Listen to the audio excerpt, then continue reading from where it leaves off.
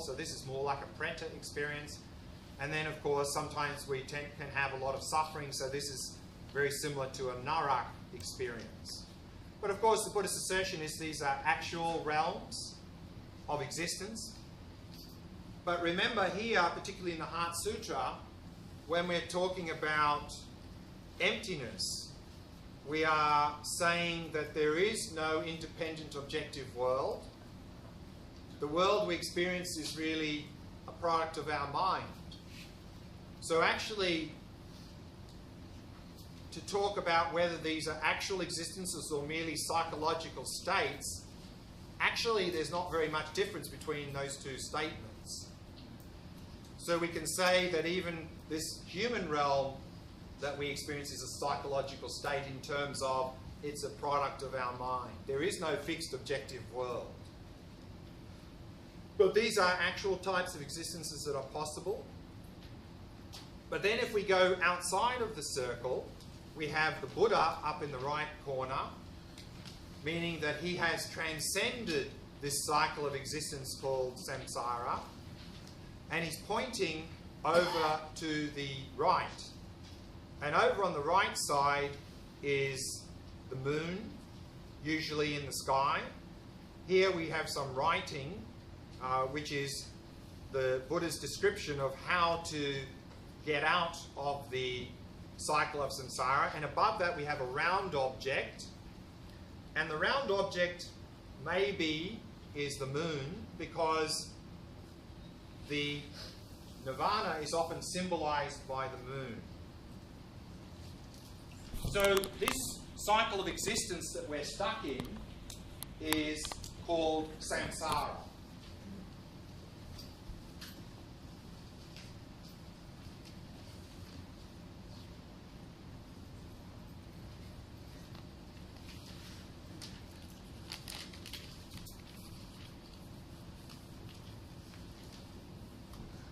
Samsara we can divide into two.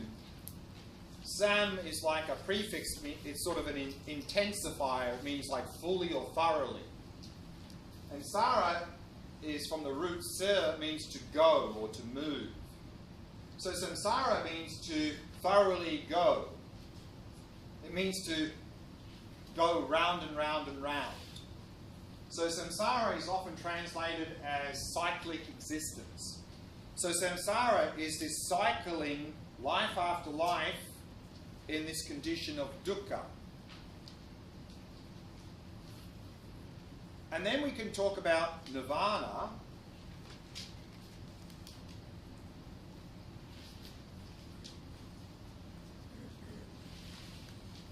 which we can also break into three. Nir, again, similar to Sam, it sort of means fully.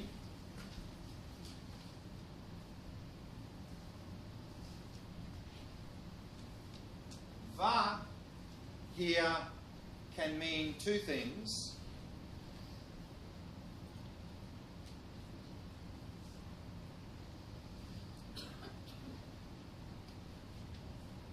It can mean to blow or to cool.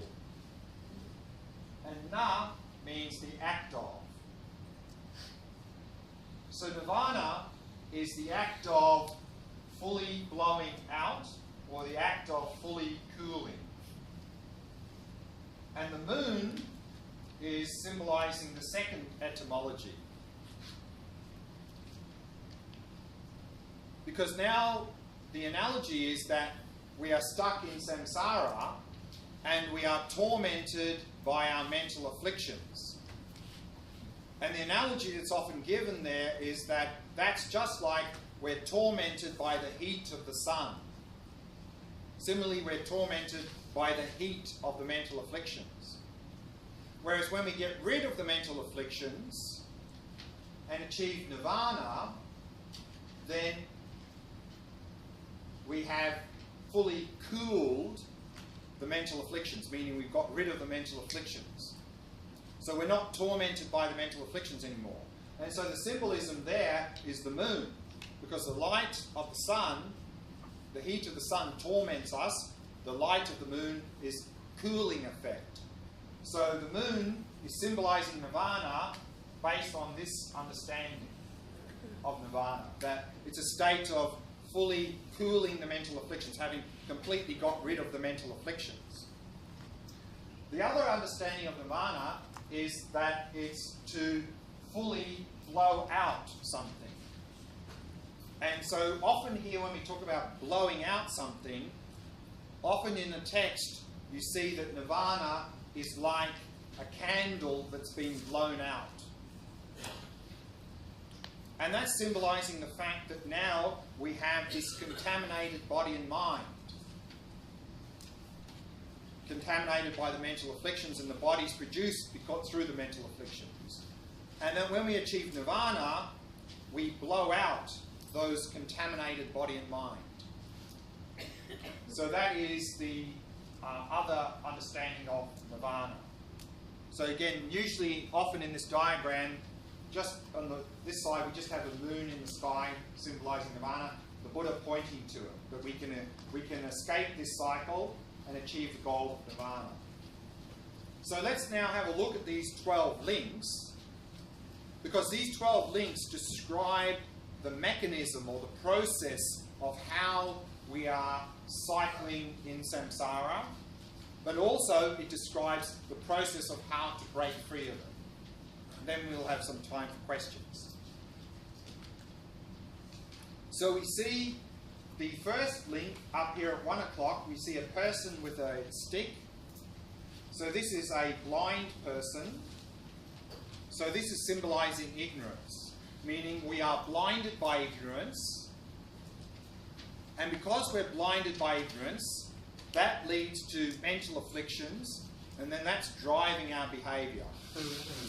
So the second link we see here is a person on a potter's wheel, spinning wheel with clay, forming a pot. So this is symbolizing then the actions we do based on the ignorance and mental afflictions. And so link 2 is often translated as something like formative actions. And the symbolism here is that depending on what actions we do now, that's literally forming what our future is going to look like. So that's the symbolism of the potter's wheel.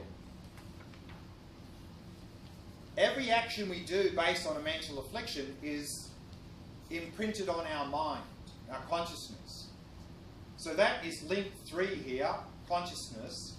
And that's symbolized here by a monkey in front of a house with 5 windows and a door.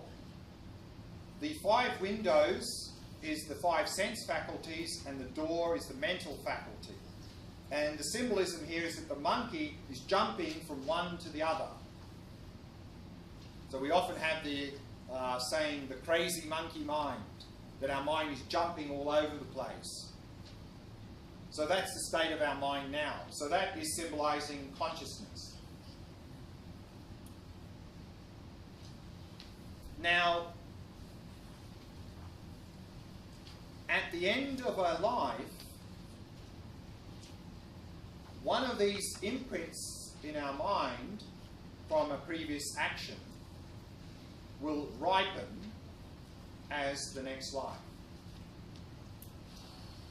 And when that ripens and the next life begins, it's at the point where the consciousness, let's say for example we're going to be human again in the next life, then when this life finishes we enter into this sort of intermediate period called the bardo.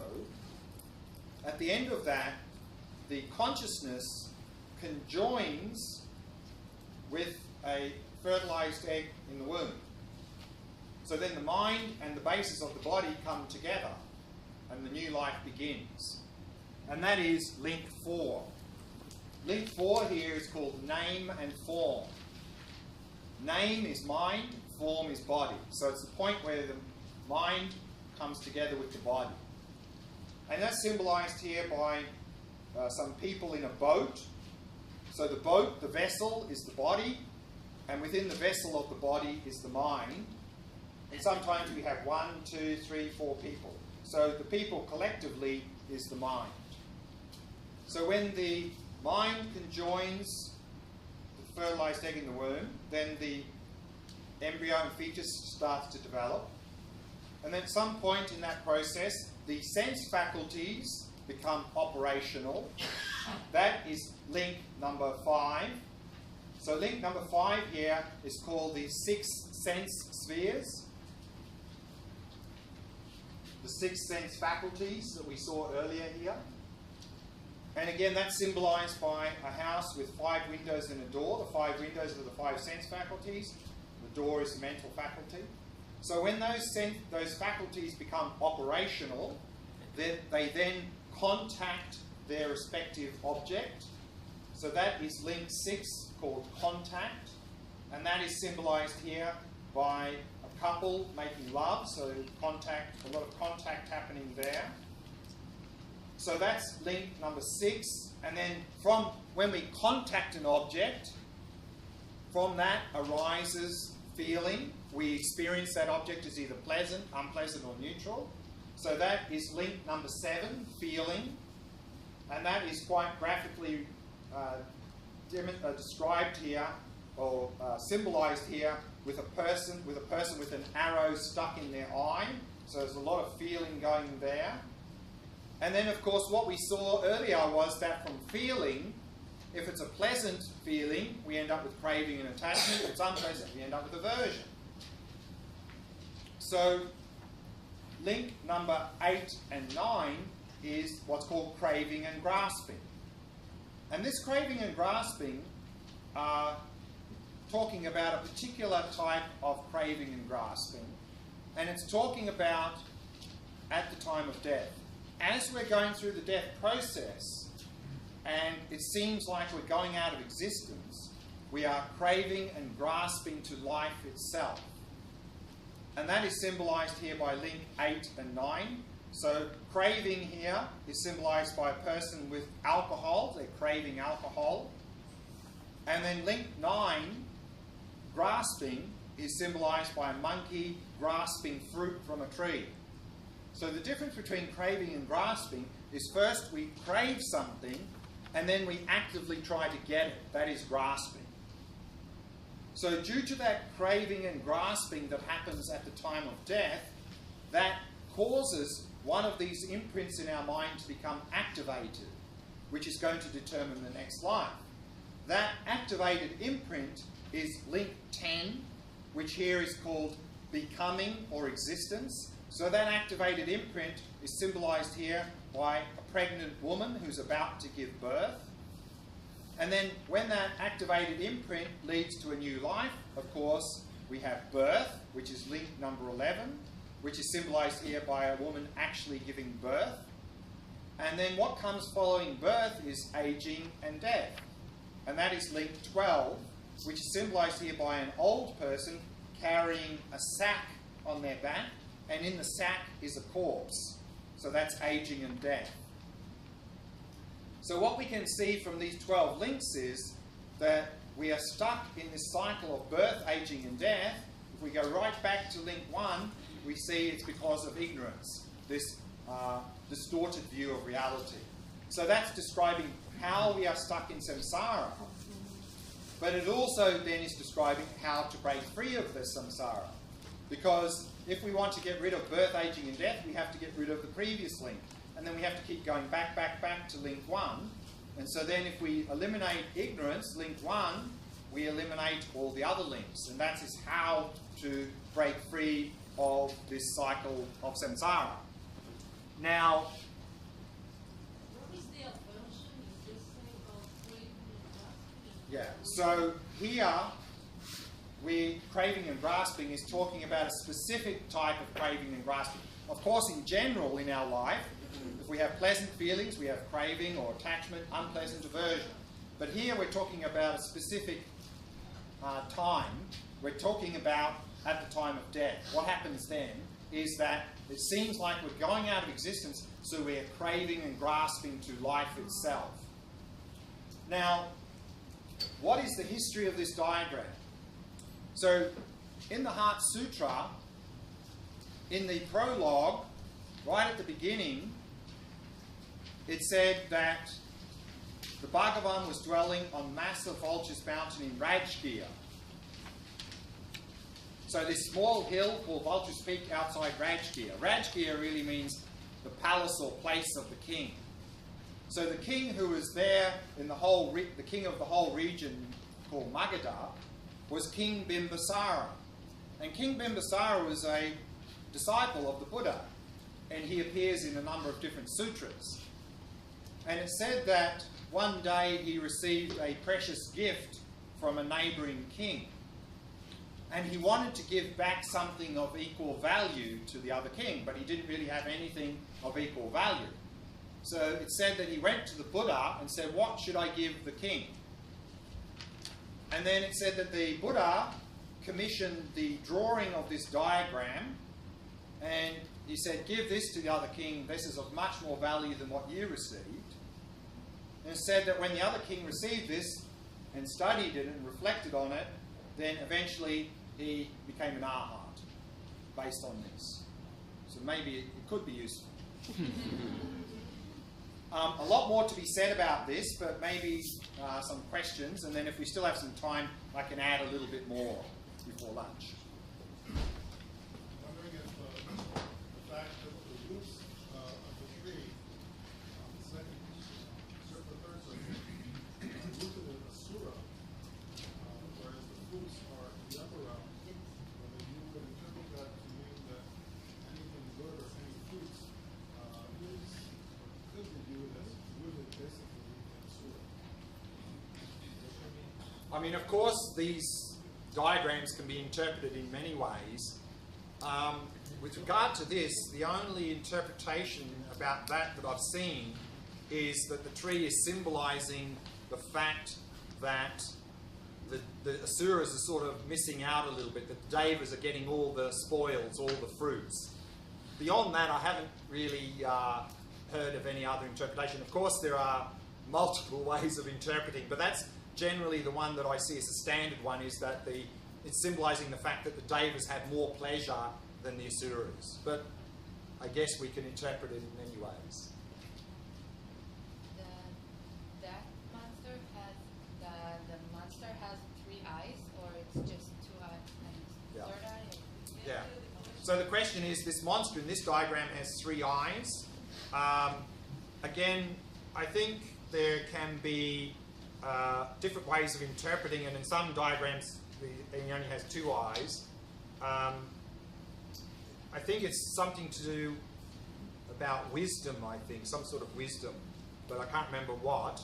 But one thing related to that, above it we see 5 skulls. And particularly in Tibetan Buddhism, but I think maybe in other forms of Buddhism, skulls often are symbolizing impermanence. So I think these 5 skulls are symbolizing the impermanence of the 5 aggregates. That's one way of interpreting the 5 skulls. And I think the eye is something to do with wisdom, I vaguely remember. Intuition, third eye? I can't remember. No, I can't remember. Lords? Might be the 5 lords? Skulls? No, you mean the 5 Buddhas? Directions? I've not seen that one. I mean, of course, there are many ways of interpreting, but I think the skulls, the one I've seen, is the impermanence of the 5 aggregates. You said it's possible to break the cycle by removing ignorance. Correct. Is it possible to break the cycle by removing the craving and grasping? Very good point. Is that I think I briefly mentioned this yesterday when we talked about this suffering and its causes, you know, the 6 steps, which is sort of quite similar to this 12 links, although 12 links is describing a little bit more elaborately the process from life to life. But, of course, the underlying cause is ignorance. But certainly in the short term,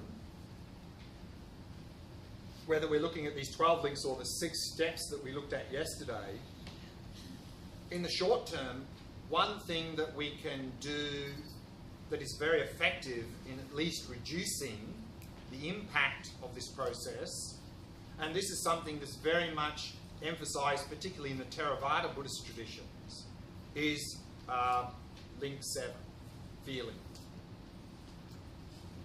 Because this is a good point at where we can not fully cut the process, but at least reduce the follow-on. Because if we can simply be present with our pleasant and unpleasant feelings and sensations, we can, to a large extent, stop reacting to them with attachment and aversion. But to do this, of course, we need mindfulness. If we've, again, done the shamatha practice, and this is one of the side effects, even, you could say, of shamatha practice.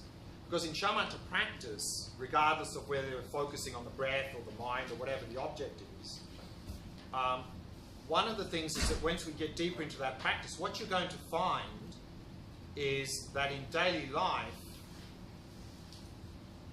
when something appears, whether it's visual, whether it's a sensation, pleasant, unpleasant, or mental afflictions, whatever is arising, we will be able to be present with that without reacting instinctively as we do. And so, particularly here at this link of feeling is a very good point to interrupt the process. Is that whenever some pleasant feeling or sensation or unpleasant feeling or sensation arises, with mindfulness, we simply observe that. And then, to a large extent, we can maybe not eliminate, we won't eliminate, but reduce our craving and attachment and our aversion. I mean, at the time of death. So, during life, if we want to stop reacting, intellectual can help a little bit. I mean, if we're really intellectually thinking, okay, don't react, and reminding ourselves, maybe that'll reduce a little bit, but it'll be very difficult.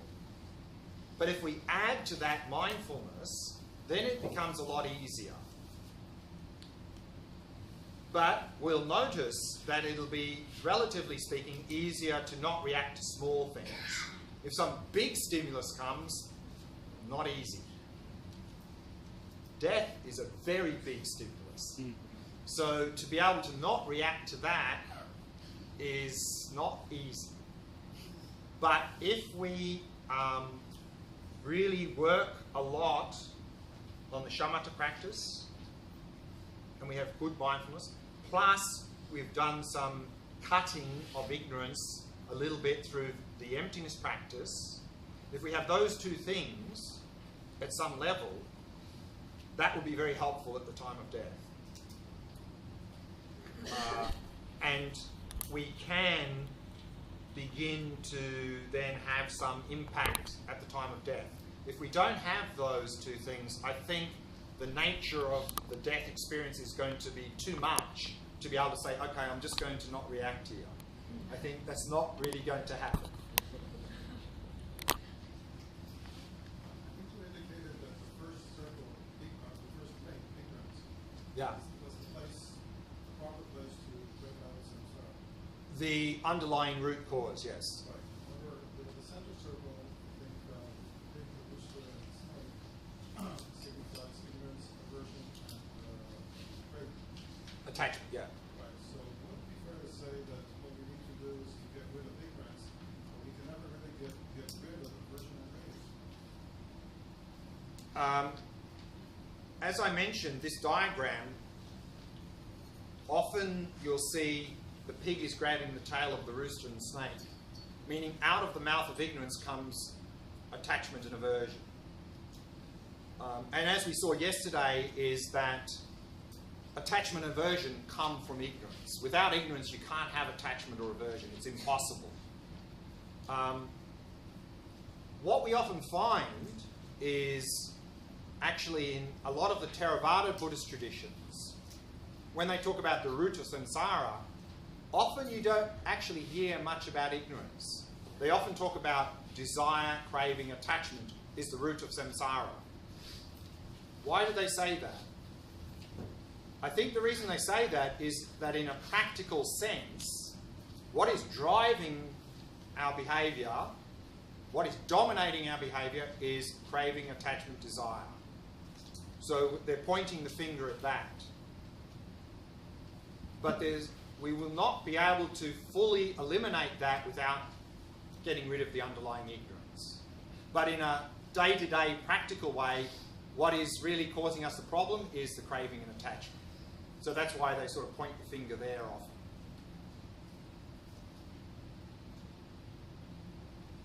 Okay.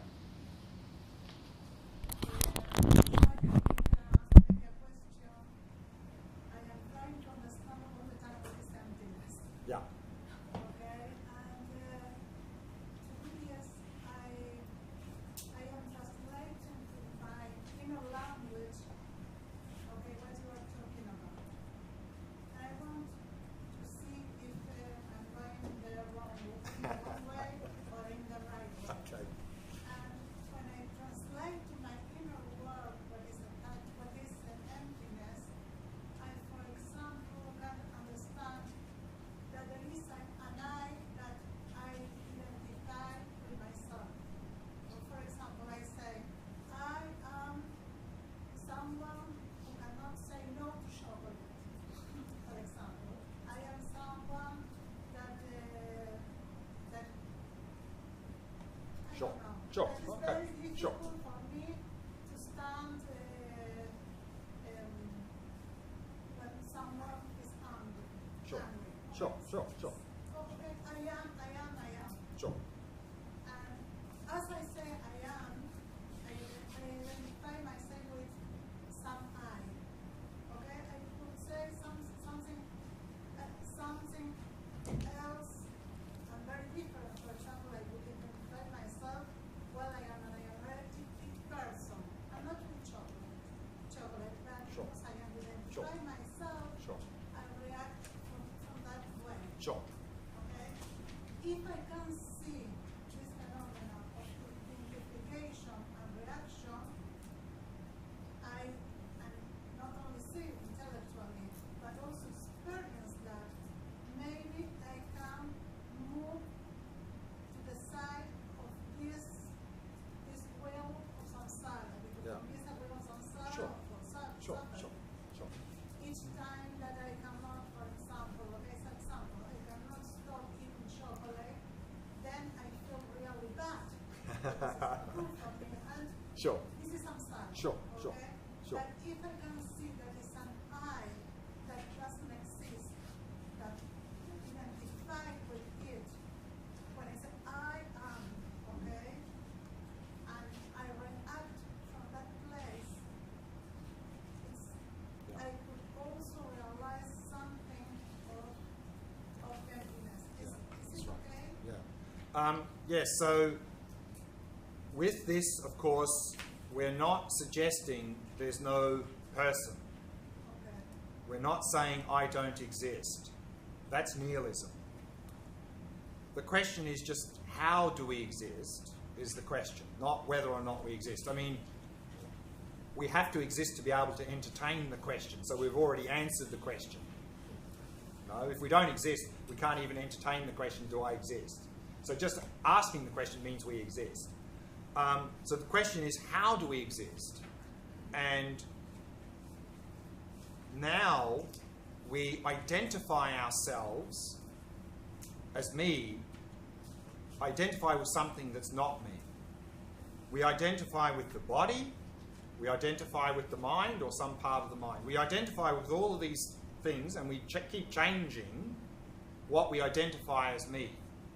And it's identification with any of these things that is the root of samsara. That's ignorance. That's And ignorance. also we identify the other person with, Same. Yeah, of with course. something. Of okay, course. that's in our mind. Yeah, of course. Of course. My enemy, the Sure, person that sure. I love, the person Sure. that So the trick, of course, or the challenge rather, is to not identify, but not to fall into the extreme of nihilism, saying I don't exist. So there is a me here, the middle way, that dependent me. So if we can stop the identifying without flipping to I don't exist at all, then we've found the middle way. I mean, it's not easy, but this is, I mean, generally what happens is we're all pretty well here now, and usually when we try to move from that, we just end there, and then we sort of flip backwards and forwards. But hopefully, if we are reflecting and meditating and that, we're sort of like, you know, doing this, and we sort of end up in the middle at some point. Yeah, last question, then it's lunchtime. Also a question, how do you relate to Glenn? How do I relate to Glenn? Meaning, what do you mean? Meaning, I'm asking you please to go on to question that Jenny asked. Right. You answered her. Right. You said da da da da. So I'm asking, what is your inner conversation, your personal? You don't want to know. Answer, thank you. But of course, the correct understanding would be simply to relate to yourself as I have a body and I have a mind. That's what you say to Glenn? Well, I mean, this is what I try to, how I see it, is that I have a body, I have a mind, and whatever is appearing is not me because it's something I'm observing. It's an object. And so as long as you don't identify with what's appearing, and that's what we do, we identify. Like, let's say some anger is coming up in our mind. We identify with that. I'm angry. So you said So correctly, what we want to try to be doing is not going, oh, no, there's no anger. I mean, that's denial. Correctly, instead of going, I'm angry, which you're identifying now with anger as you, and you're not anger because you have anger, you better, instead of, and this is where the way we think and speak is very helpful, is instead of thinking and saying, I'm angry, just think and say, oh, there's some anger coming up. Because then his anger is an object. We're not identifying with it. So that's going to do two things. It's going to help stop the false identification. And secondly, it gives us some space from anger, which means we won't get caught up in it. So if we simply think and say, oh, look, there's some anger coming up, that's going to help reduce ignorance slightly, and it's also help not getting caught up in the anger. In fact, and then we'll break for lunch, when I talked about this way of thinking and speaking some years ago in a class in Dharamsala, there was a lady in the audience, and she was a mother who had 2 young children, 3 and 4, I think. And she says, oh, that's what I do with my kids. She said, when they started to get angry, she never said, you're angry. She used to say, look, there's that anger thing coming up in your mind. And she said it was very helpful because it forced the child to see anger as an object, not to identify with it. So she said it was very helpful in dissipating their anger. When she said, not you're angry, she'd say, look, there's that anger thing in your mind again. The child would go, oh. And it would force the child to try to see anger as an object. And she said it was very helpful. You said it's a cognitive fusion. Yeah, it's cognitive fusion. So we talked about identification. This is cognitive fusion. We are identifying ourselves with something within the body and the mind. This is ignorance. If we stop that, and the way we can begin to stop that is start thinking and speaking in a correct way. Look, anger is arising rather than saying, I'm angry. Because every time we do that, I'm angry, I'm this, I'm that, I am, instead of have, you know. It's an important point what you said. It's an important point because as long, and you know, if you ask people to talk, say, who are you? They'll say, I am this, I am that, I am that. We're identifying with our body, our mind, our habits, our history, our personality. All of this is ignorance. Rather, better is to say, I have this personality, I have a problem with anger, I have craving and attachment for chocolate, I have. And if we start saying like that, that already is reducing the false identification and is helping us to not get caught up in our attachment, anger, jealousy, and whatever else. And our low self-esteem. I'm a bad person, I'm hopeless, I'm weak, I'm lazy. Not true. Also, I'm not so good as I think. Yeah. On the other side also. So, again, this is, you know, if we say, I'm lazy, I'm hopeless, I'm weak, I'm bad, this is all false perspective. This is all ignorance. Rather, correctly, you say, I have a habit of being lazy. I have a habit of this and that. So in this But case, the word I doesn't disturb you. No, because then there is an I that has that, and in that we are correctly acknowledging there is a person. Anyway, we need to stop there, run over time, so let's break for lunch and then come back at 1:30.